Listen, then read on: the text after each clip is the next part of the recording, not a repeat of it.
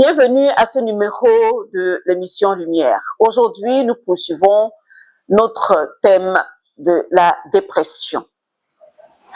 Aujourd'hui, tel qu'annoncé, nous allons évoquer les causes principales de la dépression. Dans les causes de la dépression, il existe des causes appelées des causes endogènes et des causes exogènes. Les causes endogènes sont des causes qui sont liées à nous-mêmes. En fait, ce sont des troubles internes, tels que certains dérèglements hormonaux. Par exemple, certaines femmes, lorsqu'elles accouchent, elles peuvent faire une dépression que la médecine appelle la dépression post-natale. Donc, c'est une période où elle n'aime pas voir son bébé, elle ne veut pas porter son enfant, elle ne veut pas l'allaiter, elle ne veut rien savoir. Donc, c'est des causes intérieures, c'est pas que c'est elle qui le veut, c'est ainsi. Et il y a aussi, parmi les causes endogènes, on note également tout ce qui est disposition héréditaire, héréditaire et génétique. Certaines familles ont cette prédisposition-là à développer ces maladies, c'est-à-dire qu'à un moment donné de la vie des membres d'une certaine lignée, il faut s'attendre à que certaines personnes développent ces maladies-là, la dépression. Donc, ça n'a aucune cause extérieure. Il n'y a rien de l'extérieur qui le provoque. C'est que c'est ainsi, c'est une lignée, c'est leur ADN, par exemple, qui parle ainsi. Et ces dérèglements peuvent intervenir à un moment de leur existence. Et nous avons également ce qu'on appelle des causes exogènes. On entend par cause exogène tout ce qui est causé par des éléments externes à nous. C'est-à-dire, dans notre monde d'aujourd'hui, on a des problèmes existentialistes. Il y a beaucoup de problèmes. Des personnes vivent des problèmes existentialistes. Ces problèmes existentialistes partent des éléments traumatisants de la vie, des difficultés financières, des divorces, des pertes d'un être cher. Vous voyez, lorsqu'on perd un être cher, un mari, j'en passe, parfois des personnes ont du mal à se déconnecter, on s'attache et ce mal est intériorisé et cette douleur intériorisée et les personnes peuvent passer des moments à être dans cette atmosphère l'esprit est perdu, l'âme divague en fait.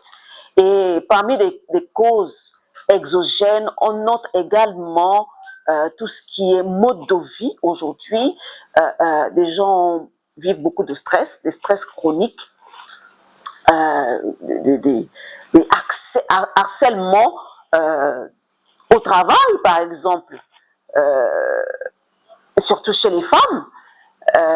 On a également des événements tels que les divorces, les trahisons. Pour prendre le cas des femmes, par exemple, de nos jours, beaucoup de femmes, nous avons appris sur les réseaux sociaux, une femme qui se lève un beau matin et qui a appris le remariage de son mari sur les réseaux sociaux. Et ça, c'est des événements traumatisants qui peuvent amener la personne qui vit ces événements à faire la dépression. Et sur le mode de vie, nous avons des personnes qui, après avoir vécu des événements traumatisants, commencent à consommer des stupéfiants, des drogues dures, toutes sortes d'addictions peuvent amener à des dépressions. Vous voyez? Et les pertes d'une situation sociale, les pertes de travail, il y a tellement d'événements traumatisants que les gens vivent dans le monde moderne aujourd'hui qui sont des causes principales de la dépression. Vous voyez? Et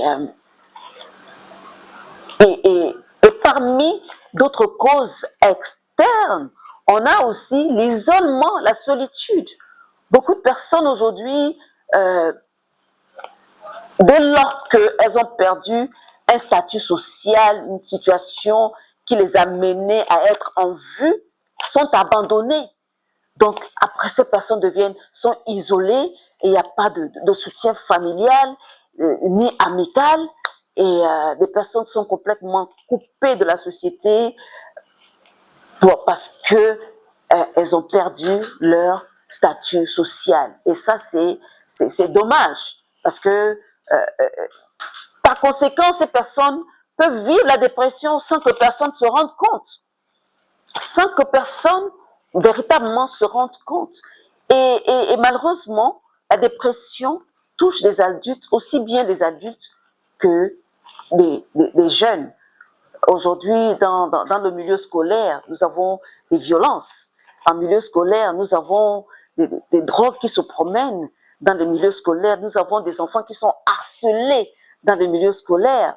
Il y a environ quelques jours, 2 jours de cela, j'aurais appris un enfant dont la vie a été ôtée dans son établissement.